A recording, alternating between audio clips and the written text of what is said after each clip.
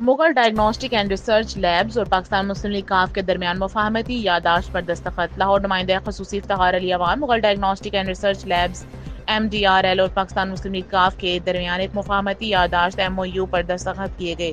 اس معاہدے پر Mughal diagnostic and research labs کی جانب سے محمد مظہر جاوید مارکیٹنگ مینیجر، جبکہ پاکستان مسلم لیگ کاف کی جانب سے ندیم پہلوان کوآرڈینیٹر وزارت تجارت نے چودھری شافع حسین کی ہدایت پر دستخط کیے۔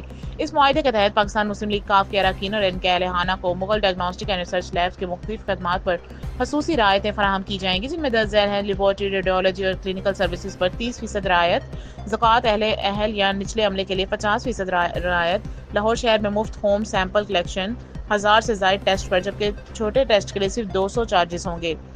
مغل فارمیسی سے خریداری پر 12% تک رعایت، مغل لیب کلینکس میں مفت OPD چیک اپ کی سہولت۔ مزید برآں مسلم لیگ کاف کے اراکین اپنے ایم کیئر کارڈ کے ذریعے یہ تمام سہولیات حاصل کر سکیں گے۔ یہ معاہدہ دونوں اراکین کی باہمی رضامندی سے 30 دن کے نوٹس پر ختم کیا جا سکتا ہے۔